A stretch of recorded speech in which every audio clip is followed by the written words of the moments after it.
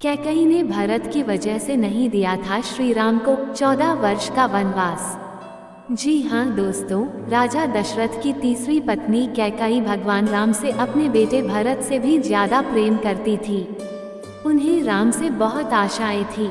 जब कैकई ने भगवान राम से 14 वर्षों का वनवास मांगा था, तब सबसे ज्यादा भरत हैरान हुए थे, क्योंकि वह जानते थे कि माता राम से कितना प्रेम करती है।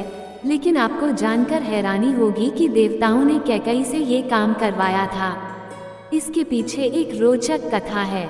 दोस्तों, अगर आप कथा को सुन रहे हैं तो पूरा जरूर सुने और हमारी मेहनत को लाइक करना ना भूलें। विवाह से पहले कैकई महर्षि दुर्वासा की सेवा किया करती थी। कैकई की सेवा से प्रसन्न होकर महर्षि दुर्वासा ने कैकई का एक हाथ वज्र का बना दिया और आशीर्वाद दिया कि भविष्य में भगवान तुम्हारी गोद में खेलेंगे। समय का पहिया चलता रहा और कैकई का विवाह राजा दशरथ से हो गया। एक समय स्वर्ग में देवासुर संग्राम आरंभ हो गया। देवराज इंद्र ने राजा दशरथ को सहायता के लिए बुलाया। रानी कैकई भी महाराज की रक्षा के लिए सारथी बनकर देवास संग्राम में पहुंच गई। युद्ध के दौरान दशरथ जी के रथ के पहिए से कील निकल गया और रथ लड़खड़ा लगा। ऐसे में कैकई ने कील की जगह अपनी उंगली लगा दी और महाराज की जान बचा ली। राजा दशरथ को जब पता चला कि कैकई ने युद्ध भूमि में किस साहस का परिचय दिया है, तब वह बहुत प्रसन्न हुए और 3 वरदान मांगने के लिए कहा। कैकई ने उस समय प्रेम बस ये कह दिया कि इसकी अभी जरूरत नहीं है, अगर कभी जरूरत होगी तो मैं मांग लूंगी। कैकई ने राजा दशरथ को इसी वरदान के जाल में फांस लिया और राम के लिए 14 वर्ष का वनवास मांग लिया। लेकिन 14 वर्ष के लिए वनवास क्यों मांगा, इसके पीछे कई राज हैं।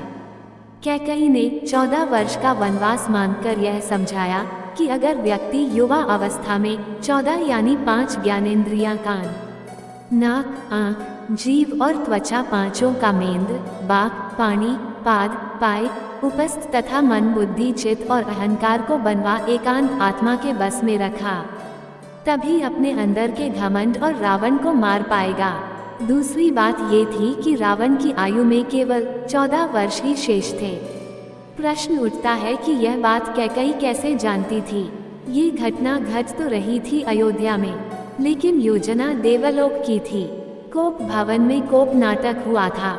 कैकई को राम पर भरोसा था, लेकिन दशरथ को नहीं था।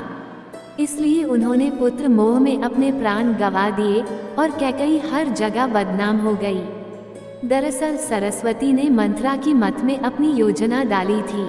उसने कैकई को वही सब सुनाया, समझाया और कहने को उकसाया जो सरस्वती को करवाना चाहती थी।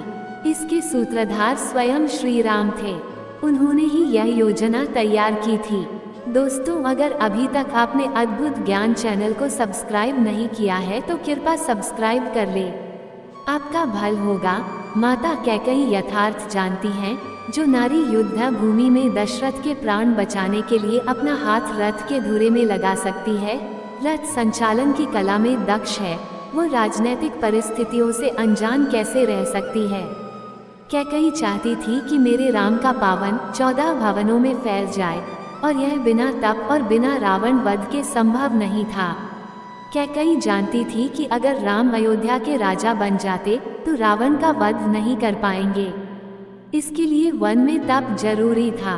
कैकई चाहती थी कि राम केवल अयोध्या के ही सम्राट न बनकर रह जाएं, वह विश्व के समस्त प्राणियों के हृदय के सम्राट भी बने। उसके लिए राम को अपनी शोधित इंद्रियों तथा अंतःकरण को तप के द्वारा धर्म सिद्ध करना होगा। देवलोक में बनाई गई इस योजना का राक्षस का वध था।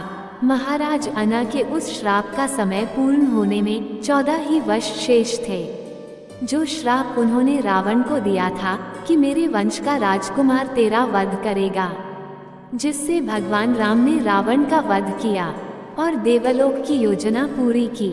रामायण और महाभारत दोनों में ही 14 वर्ष वनवास की बात हुई है।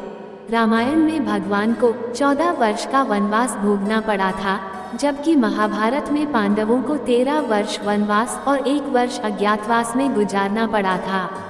दरअसल इसके पीछे ग्रह गोचर भी मानते हैं। उन दिनों मनुष्य की आयु आज के जमाने से काफी ज्यादा होती थी, इसलिए ग्रहों की दशा विद भी ज्यादा होती थी। शनि चालीसा में लिखा है, राज मिलत बन राम ही दीना के कई की मत हरी लीना। यानी शनि की दशा के कारण कैकई की मत मारी गई और भगवान राम को शनि के समयाविधि में वन वन भटकना पड़ा, और उसी समय रावण पर भी शनि की दशा आई और वो राम के हाथों मारा गया। यानी शनि ने अपनी दशा में एक को कीट दिलाई तो दूसरे को मुक्ति। दोस्तों, आपको ये पौराणिक कथा कैसी लगी हमें कमेंट बॉक्स में जरूर बताएं। वीडियो को लाइक करें, शेयर करें और हमारे चैनल अद्भुत ज्ञान को सब्सक्राइब करना ना भूलें। मिलते हैं आपसे अगली वीडियो में, जब तक के लिए जय श्री कृष्णा दोस्तों।